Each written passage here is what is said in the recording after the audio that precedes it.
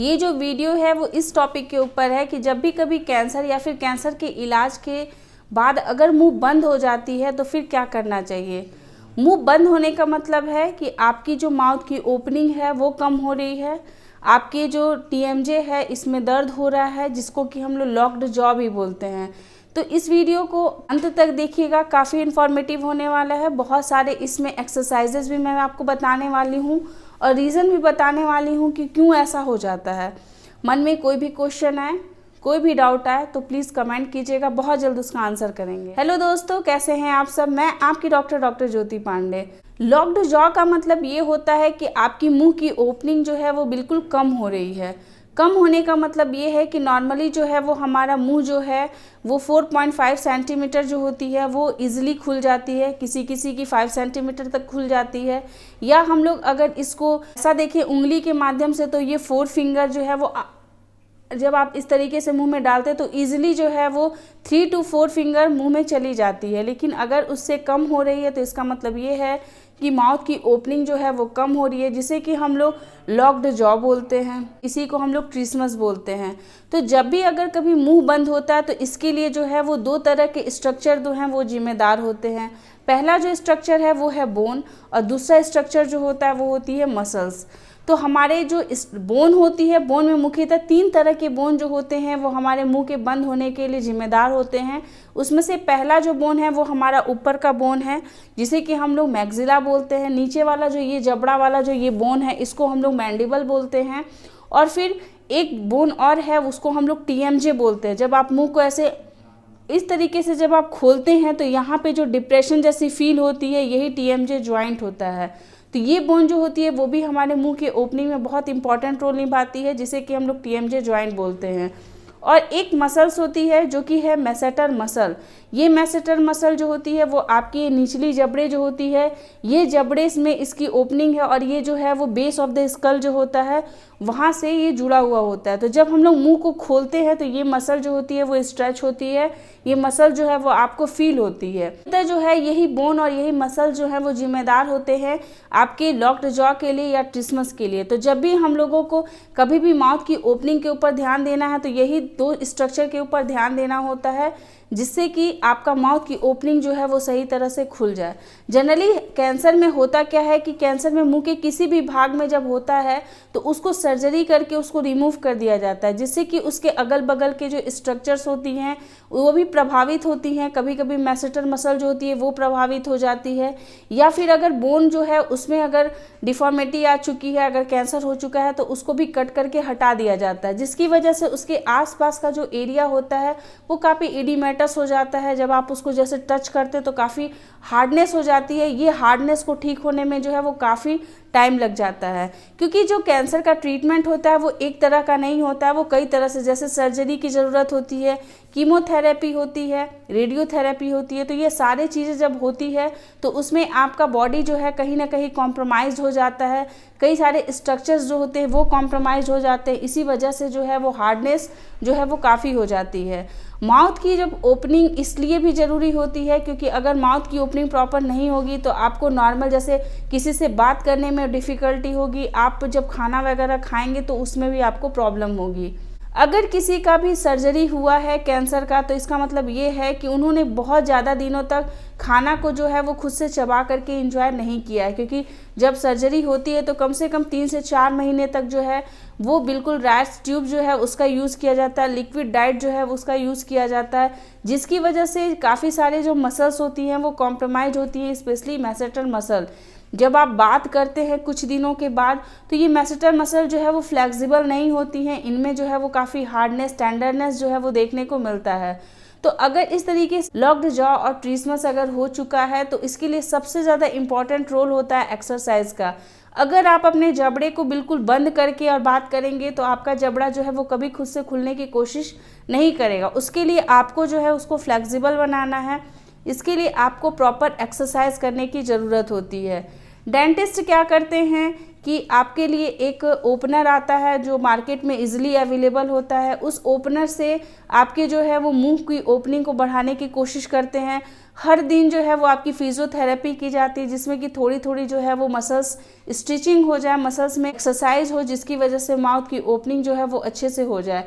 लेकिन अगर आप घर पे बैठ करके और चाहते हैं कि आपकी माउथ की ओपनिंग जो है वो अच्छी हो जाए, आपके मसल्स जो हैं वो फिर से वैसे ही काम करें जैसे पहले किया करते थे, तो बहुत ही सिंपल होता है। बहुत ही 2 ही चीज़ें हैं जो आपको करनी होती है। सबसे पहले जो होती है वो होती है जेंटल मसाज करना। जो आपकी मैसेटर मसल है, जो ये वाली मसल्स यहाँ से लेकर के जो आपके यहाँ तक जुड़ी हुई है, जैसे कि अभी आपको पिक्चर्स में दिख भी रहा है, इस मसल का आपको जेंटली मसाज करना है। आपको अपने 2 फिंगर को इस मसल्स के पास रख करके मुंह को खोलना है कुछ इस तरीके से, और आपको फील करना है कि वो मसल्स जो है वो कहाँ पे है, क्योंकि जहाँ पे भी आपको फील होगा खुलता हुआ, वहाँ पे उस हार्डनेस को आप फील कीजिए, उस टेंडरनेस को फील कीजिए। फिर वहाँ पे आप जेंटली जो है वो इस तरीके से ऐसे करके 2 से 3 मिनट का उसको जेंटल मसाज दीजिए। मसाज जो है वो सर्कुलेशन को काफ़ी इम्प्रूव करता है, जिसकी वजह से जो है वो आपकी टेंडरनेस जो है वो कुछ हद तक जो है वो कम हो जाती है। इसके साथ साथ आपको कुछ एक्सरसाइजेस करनी होती हैं, जैसे कि आपको कुछ एक्टिव एक्सरसाइजेस करनी है। बहुत ही सिंपल सी एक्सरसाइजेज हैं। सबसे पहले अपने निचली जबड़े को इस तरीके से निचली जबड़े को दोनों दिशाओं में, दोनों डायरेक्शन में आपको हिलाने की कोशिश करना। आप हिला सकते हैं, मतलब ऐसा ना कि आपको ज़बरदस्ती का उसको हिलाना है, आप बस उतना ही आप मूवमेंट कीजिए जितने में कि आपको बहुत ज़्यादा पेन ना हो।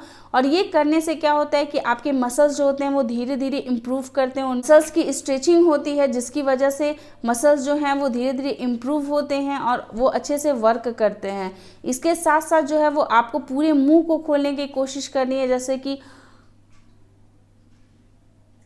इस तरीके से आप अपने पूरे मुंह को खोलिए, उसके बाद मुंह को थोड़ा बंद कर दीजिए, 30 सेकेंड तक ऐसा कीजिए, फिर थोड़ा सा 2 से 3 मिनट का रेस्ट कर लीजिए, फिर ऐसे ही मुंह को खोलिए। इस तरीके से कई चीज़ों को आपको जो है वो करते रहना है। बस इतना ही करना है शुरुआत में, जितने से कि आपको प्रॉब्लम ना हो। शुरुआत जो है वो हमेशा थोड़े थोड़े एक्सरसाइज से ही करनी होती है। कुछ पैसिव एक्सरसाइजेज होती हैं, मतलब कि कुछ ऐसी एक्सरसाइजेज जो कि आपको फोर्सफुली करना है, ताकि आपके मसल्स जो हैं वो जो बहुत ज़्यादा हार्ड हो गए हैं वो काफ़ी सॉफ्ट रहें। जैसे कि आपका मुंह जो है उसको जबरदस्त थंब से ऊपर वाले जबड़े को ऊपर की तरफ प्रेशर देना, नीचे वाले जो उंगली होती है उससे निचली जबड़े को, कुछ इस तरीके से।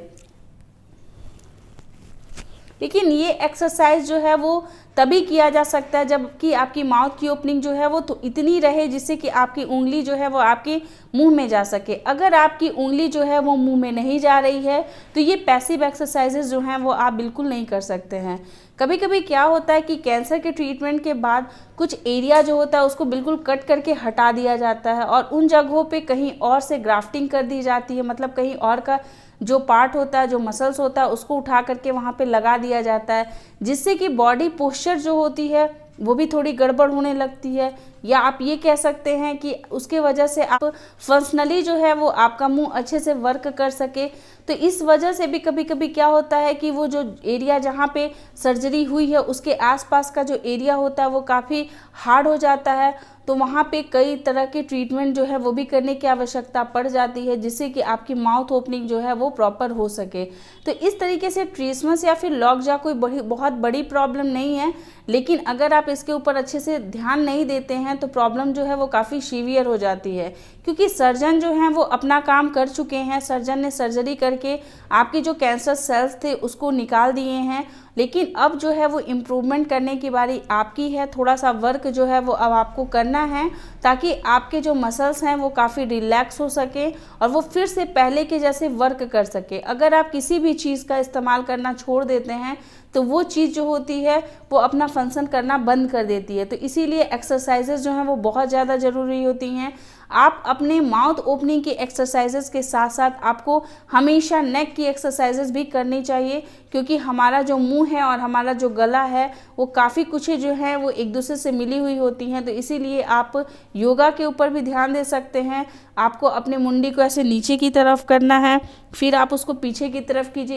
इस चीज़ को आप कम से कम 5 से 6 रिपीटेशन में कीजिए। फिर अपने गर्दन को साइड में इस एक साइड कीजिए, फिर आप दूसरी साइड ऐसे ही कीजिए। इससे भी क्या होती है कि ये काफ़ी जो मसल्स होती हैं कि गर्दन की जो मसल्स होती हैं वो भी एक्टिव होती हैं, और गर्दन की मसल्स जो हैं और फेशियल मसल्स जो होती हैं वो काफ़ी एक दूसरे से कनेक्टेड होती हैं। उसके बाद आपको मुंडी जो होती है उसको आपको अच्छे से हेड को अपने चारों दिशाओं में ऐसे ऐसे करके राउंड राउंड करके घुमाना होता है। इसको करने से भी आपके जो मसल्स होते हैं वो काफ़ी एक्टिव हो जाते हैं, और जब आप अपना खाना वगैरह को खाते हैं तो उसको खाना खाने में भी आपको डिफ़िकल्टी नहीं होती है। आपके थ्रोट जो हैं उसके मसल जो हैं वो भी रिलैक्स होते हैं। तो ये जो एक्सरसाइजेज होती हैं आपको बहुत ही सिंपल तरीके से, बहुत ही धीरे धीरे 30 से 40 सेकेंड से ज़्यादा एक्सरसाइजेज नहीं करनी है, लेकिन एक्सरसाइजेस करनी है। और हमेशा मसाज के ऊपर ज़रूर ध्यान दीजिएगा। मसाज करने के लिए आप कोई भी ऑयल जो है उसको थोड़ा सा गर्म करके उसका इस्तेमाल कर सकते हैं। वो भी जो है वो काफ़ी आपके मसल्स को रिलैक्स करती है, साथ में आपके माइंड को भी रिलैक्स करती है। आई होप कि आपको ये वीडियो अच्छा लगा होगा। अच्छा लगे तो लोगों के साथ शेयर जरूर कीजिएगा। इन्फॉर्मेटिव वीडियोस आपके साथ हमेशा शेयर करते रहेंगे, लाते रहेंगे नए नए वीडियोस। तब तक के लिए अपना ख्याल रखिए, अपने आसपास के लोग का ध्यान रखिएगा। Take care, bye bye.